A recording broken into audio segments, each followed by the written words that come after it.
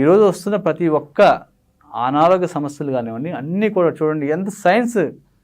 మీరు ఫస్ట్లో చెప్పారు మనకి సనాతనమైనటువంటి విధి విధానాలు ఎందుకు, ఈ ధర్మాలు ధర్మశాస్త్రాలు ఎందుకు పెట్టారు, ఇది చేయకూడదు ఇది చేయకూడదు అని, ఇది చేయాలని.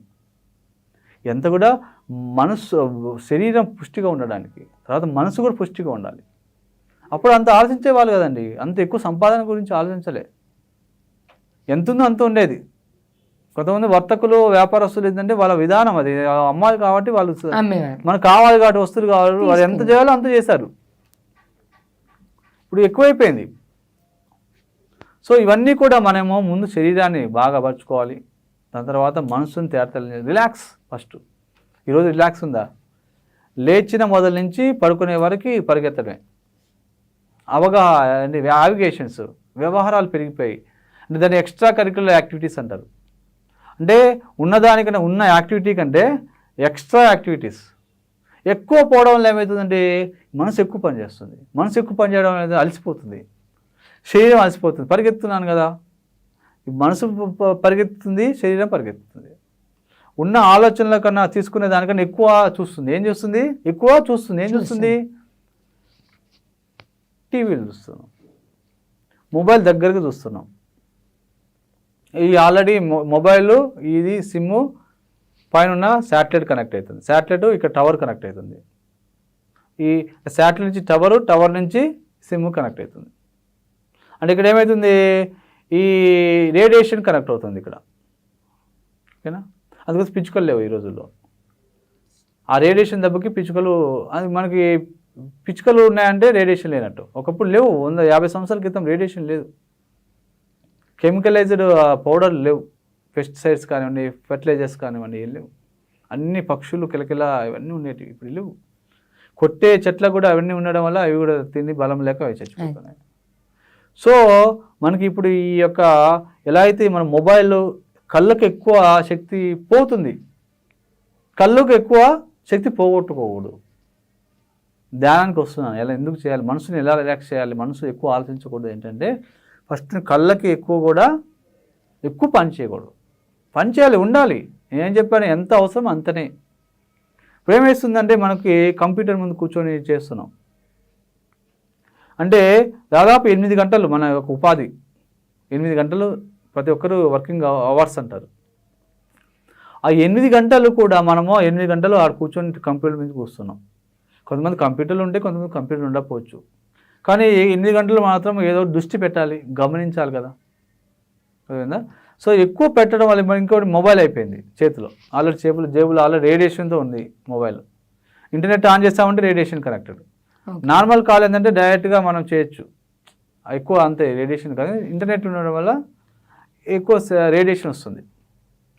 ఆ రేడియేషన్ బాడీలో ఉన్న శక్తిని క్షీణింపజేస్తుంది ఫస్ట్, నెంబర్ 1. అందుకోసం నేను క్యాన్సర్స్ రావడానికి రేడియేషన్ నెంబర్ 1. ఈ యొక్క చూపు ఎక్కువ చేస్తుంది, అందుకోసం టీవీ చూస్తున్నాం. 24 గంటలు కాకపోయినా ఒక 3 గంటలైనా టీవీ ఒక చూస్తున్నాం. సీరియల్ అనొచ్చు, లేదంటే మూవీ అనొచ్చు, కొన్ని యూట్యూబ్లో వచ్చి కొన్ని మనకి ఇష్టమైనటువంటివి వెళ్తూ ఉంటాం. ఎక్కువ చూడకూడదు, చూడొద్దు అన్నట్లు అన్నీ తెలుసుకోవాలి. అన్నిటి మీద పరిపూర్ణమైన అవగాహన, జ్ఞానం ఉండాలి. కానీ ఎక్కువ చూస్తే ఏమవుతుంది, కళ్ళకి స్ట్రెయిన్ అవుతుంది, బరువు పెరుగుతుంది కదా. ఇప్పుడు కళ్ళకి బ్రెయిన్కి డైరెక్ట్ కనెక్షన్, చెవులకి డైరెక్ట్ కనెక్షన్ అనుకున్నాం, దంతాలకు డైరెక్ట్ కనెక్షన్ అనుకున్నాం, నాసిక రంధ్రాలకి డైరెక్ట్ కనెక్షన్ అనుకున్నాం, చర్మం ఆల్రెడీ బ్రెయిన్తో కనెక్ట్ అవుతుంది. మీకు చిన్నగా మీ కాళ్ళ దగ్గర నుంచి ఏదైనా చీమ పోతుంది అనుకోండి, బ్రెయిన్ ఏం చేస్తుంది, కాళ్ళ కింద ఉంది చీమ వెళ్తుంది పాదాల మీద, బ్రెయిన్ ఏం చేస్తుంది, ఏదో వెళ్తుంది అంటుంది. అంటే డైరెక్ట్ కనెక్షన్ ఉంది కదా చర్మం. అంటే ఎప్పుడు కూడా అవేర్గా ఉంటుంది మన శరీరం అంతా కూడా. ఇది ఏమైతుంది, అవేర్నెస్ కాస్త అన్అవేర్నెస్ వెళ్ళిపోయింది. అంటే ఎక్కువ చూడడం వల్ల, ఎక్కువ వినడం వల్ల ఏమవుతుంది, మనం ఇయర్ ఫోన్స్ పెట్టుకుని అవసరమే ఎక్కువ అంటే అప్పుడు మధ్య తీస్తుండాలి. ఇయర్ ఫోన్స్ కానివ్వండి, బ్లూటూత్ ఇయర్ బడ్స్ కానివ్వండి, మనకి ఇవన్నీ కూడా అప్పుడప్పుడు మధ్యలో గ్యాప్ ఇస్తుండాలి, ఏది వెళ్ళాలండి. అలా అని పెట్టుకుంటే ఏమైతే ఏది లోపలికి వెళ్ళట్లేదు, ఎందుకు వర్టిగా వస్తుంది, అంటే ఇలా బాడీ షేక్ అవుతున్నట్టు ఉంటుంది. అంటే బ్రెయిన్ లోపలికి ఎయిర్ లేదు కదా, కడుపులో ఎయిర్ లేదు, గాలి లేదు కదా, ఎక్కువ తినేస్తున్నాను కదా. అదే సైన్స్. కళ్ళకు కూడా మంచి చల్లటి గాలి కావాలి. అర్థమైందండి. అందుకోసమే కుండ నీళ్ళు తాగేవాళ్ళు అప్పట్లో, మొహం కడుక్కునేవాళ్ళు. చల్లదనం కావాలి కళ్ళకి. మధ్య మధ్యలో అప్పుడప్పుడు ఫేస్ కడుక్కోవాలి. సో ఇవన్నీ ఏంటంటే which is call spiritual science. ఇదంతా ఒక శాస్త్రం.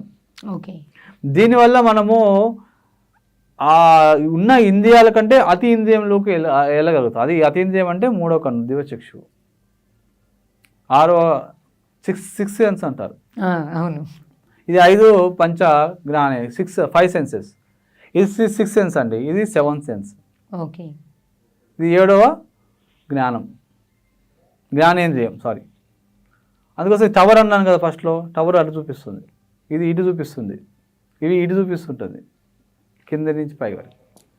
సో మన మనసు తేడా రిలాక్స్ కావాలి ఫస్ట్. అంటే చూపు ఉండాలి, ఎక్కువ ఉండాలి, అంటే మధ్యస్థంగా ఉండాలి, ఎక్కువ ఉండకూడదు. వినికిడి కూడా ఎక్కువ ఉండాలి, తక్కువ ఉండాలి, మధ్యస్థంగా ఉండాలి. మనం ఎక్కువ చూస్తున్నాము, ఎక్కువ వింటున్నాము.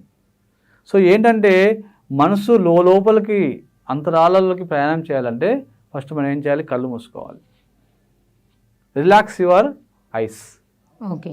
అందుకోసం ఇందాక చెప్పే గాఢ నిద్రపోయినప్పుడు ఏమవుతుంది? ఇది విచ్చుకొని మనసు పనిచేయదు, ఇది విచ్చుకొని శక్తి వస్తుంది.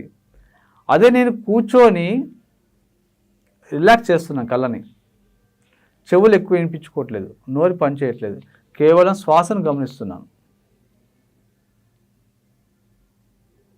ఇప్పుడు ఏమవుతుందంటే మైండ్ రిలాక్స్ అవుతుంది ఫస్ట్. ఓకే. ఇప్పుడు దాకా చూసి విని తిని ఆలు అలసిపోయింది బాగా. ధ్యానం అంటే ఏమీ లేదండి, రిలాక్స్ ఆఫ్ యువర్ మైండ్. మీ మనస్సుని శాంతం చేయండి ఫస్ట్.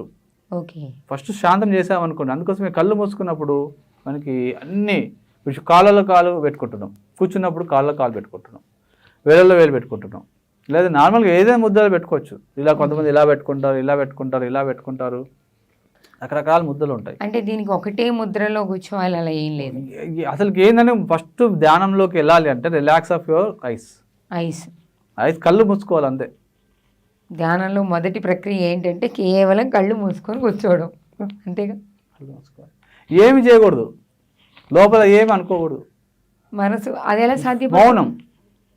ఇప్పుడు మీరు అన్నట్టు కళ్ళు మూసుకొని మౌనంగా అంటే నోరు మూసుకొని కూర్చుంటాం, కానీ మనసు ఏం చేయకుండా అది మన అధీనంలోకి ఎలా వస్తుంది? అంటే కొంతమంది ఏం చేస్తారండి, కళ్ళు మూసుకొని ఏదో జపం చేస్తుంటారు. ఓకే.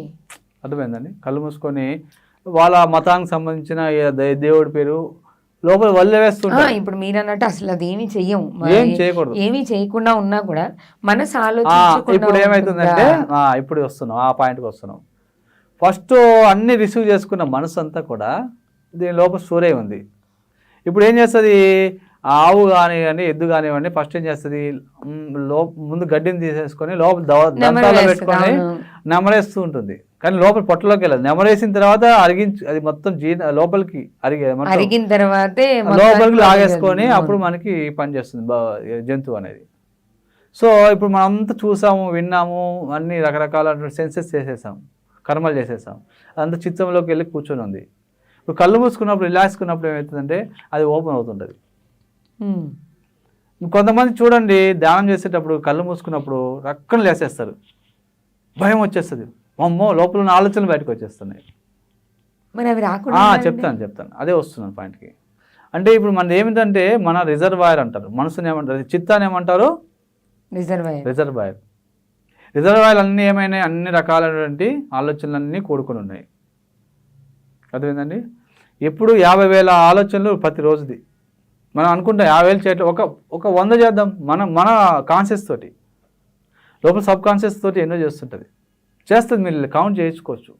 50,000 ఆలోచన చేస్తుందండి. ఇప్పుడు నేను మాట్లాడుతున్నాను కదా, ఇది రికార్డ్ అవుతుందా? ఇప్పుడు నేను ఇట్లా అంటున్నాను, నేను కంప్యూటర్ కొడుతున్నాను, ఇదంతా కూడా యాక్టివిటీ కదా, అంత లోపల స్టోర్ అవుతుంది. మీరు 9:15 ఏం చేశారంటే టక్కు నేను గ్లోబల్కి వెళ్ళేసి నేను టైప్ చేస్తున్నా అంటది. అంటే అది రికార్డ్ అయిందా లేదా? అదొక ఆలోచన. అంటే ఆలోచన అంటే యాక్టివిటీ, అంటే ఒక వృత్తి అంటారు. ఆలోచనలు కాకపోయినా దాన్ని వృత్తులు అంటారు. ఏమంటారు? వృత్తులు అంటారు. ఆలోచనలకి అతీతమైనటువంటి వృత్తులు. ఆ వృత్తులు అంటే మనం ఏ చేసిన యాక్టివిటీ చేయకపోయినా సరే కూడా, కాముకున్నా సరే కూడా, మీరు ఆ సమయంలో ఏం చేస్తారని కాముకున్నానండి చేతులు కట్టుకొని అంటాం, అంటే అది కూడా లోపల రికార్డ్ అయింది. ఓకే. మీరు సహజంగా కొన్ని 100,000 అనుకుందాం, అవన్నీ కూడా లోపల రిజర్వాయర్లో ఉన్నాయి. ఇప్పుడు ఏం చేసాము, కళ్ళు మూసుకొని ఏం చేసాము, ఈ నాసిక రంధ్రాల ద్వారా అంటే ఉచ్ఛ్వాస నిశ్వాసాలను గమనిస్తున్నప్పుడు ప్రాణాన్ని గమనిస్తుంది. అందుకోసమే ప్రతి ఒక్క ఆధ్యాత్మిక సంస్థ ఒక్కొక్క భాగాన్ని గమనించమన్నది. దాని ధారణ అంటారు. అష్టాంగ యోగాలో ఈ ధారణ, ఆసనం అంటే కూర్చోవాలి, ప్రాణాయామం అంటే ప్రాణాన్ని గమనిస్తుండాలి. ఓకే, అర్థమైందండి.